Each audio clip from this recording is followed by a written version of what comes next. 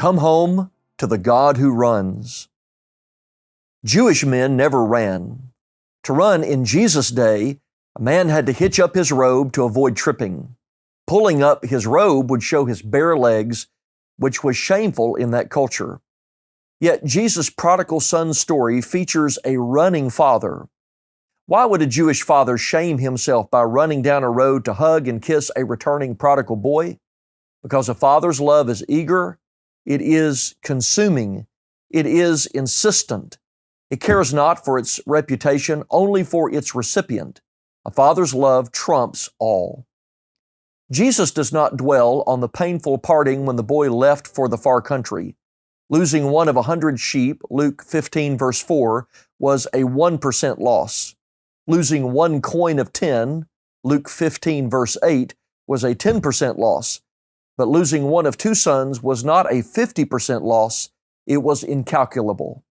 Knowing the mindset of the boy and the temptations of the far country, the father must have wept as he watched his son's figure grow small in the distance.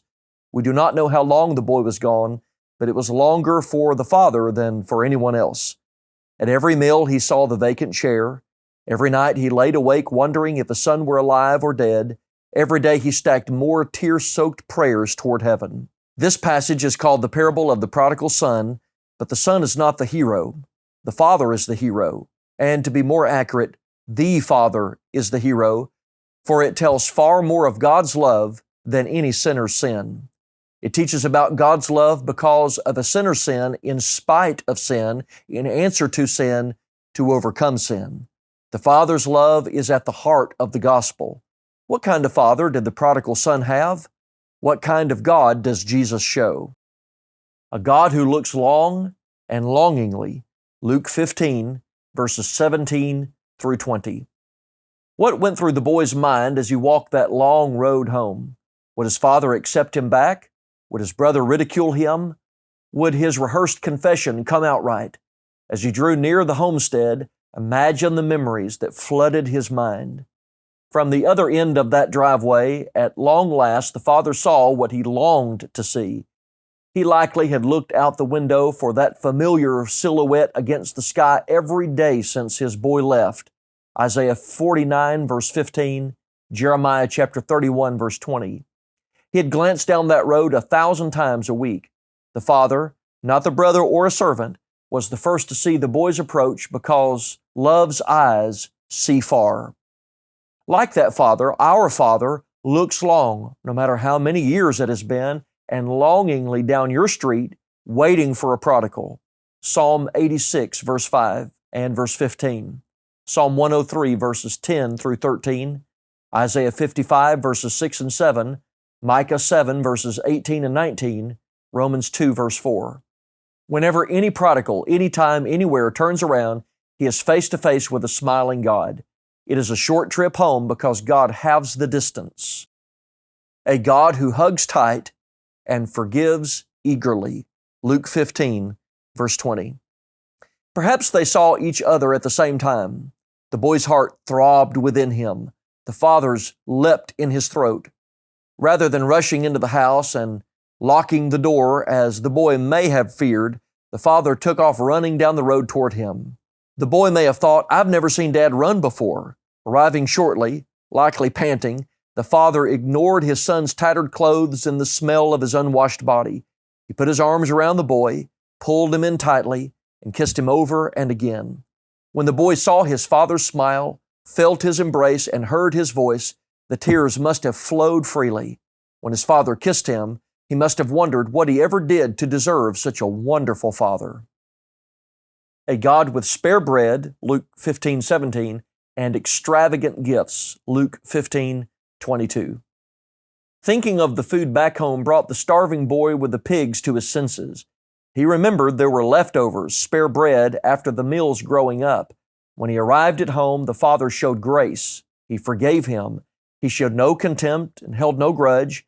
He made no recriminations. He gave no lecture. He put no asterisk by his name in the family records.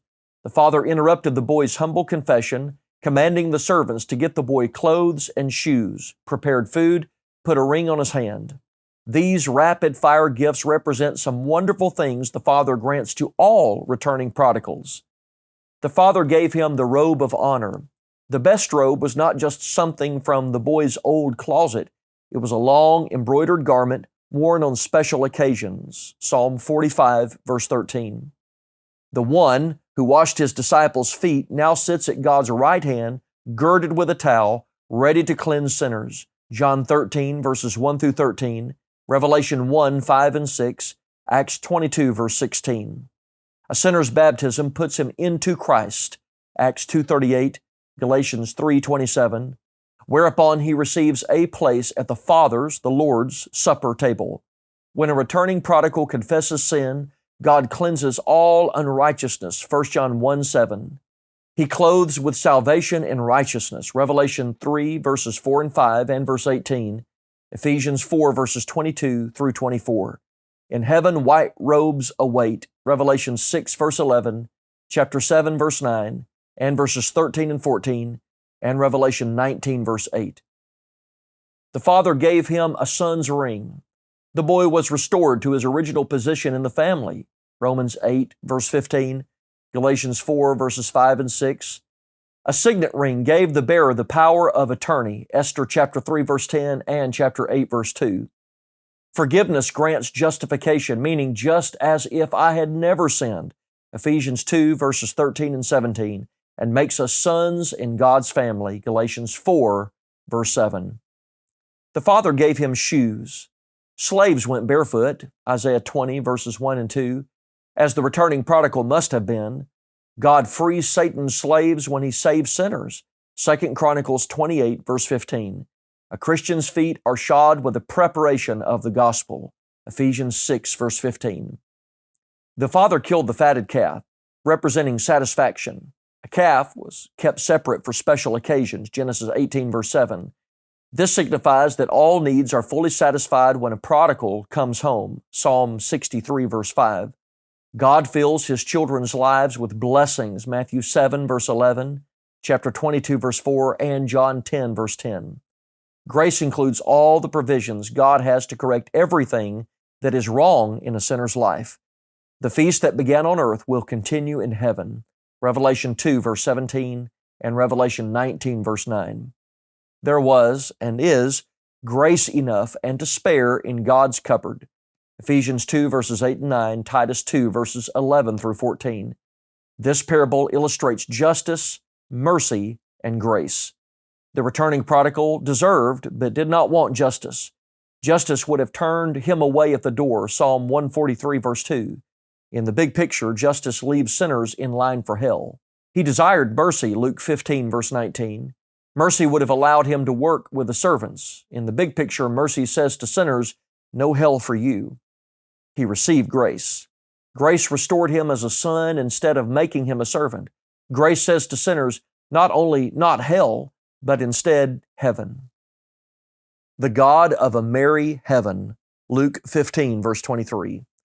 How could heaven be anything but happy? In God's presence are pleasures forevermore, Psalm 16, verse 11. Heaven does not celebrate earth's holidays, no fireworks on July 4th, no turkey in November, no angel food birthday cakes, but it does host celebrations. Every time a sinner is saved, heaven gets excited. Have you considered that if you return to your first love, Revelation 2, 4, and 5, you will start a party in heaven today? I do not know how long it will last, perhaps until the next person is baptized or restored, but it will surely start up again when you set foot in that city. Upon arrival, you will be recognized, accepted, loved, praised, and congratulated. 2 Timothy 2, verse 19, Jeremiah 31, verse 3, 1 Corinthians 4, verse 5, Matthew chapter 25, verses 23 and 46. From where we stand right now, there are two roads. We are free to take either. One dips into sins until it gets lost in a distant lake that glows fiery red on the horizon. Listen closely, and you can almost hear weeping. The other road climbs to a bright city of songs and laughter. It lights up the distant horizon brighter than the nuclear explosion. The prodigal's story is Jesus' way of saying that anybody can get right with God. Publicans, sinners, Pharisees, prostitutes, regular people, you, me. If you used to attend the Church of Christ but have stopped for whatever reason, the welcome mat is out. This young man is our inspiration. His father is our hope. The boy dared to think he could go home, and the father dared to think he would. Jesus gives us power to become His children, John 1 verse 12, and power to return. If you have no desire to come home, God will never make you, but if you want, He will let nobody on earth or in hell prevent you. May we be the first ones to say, welcome home.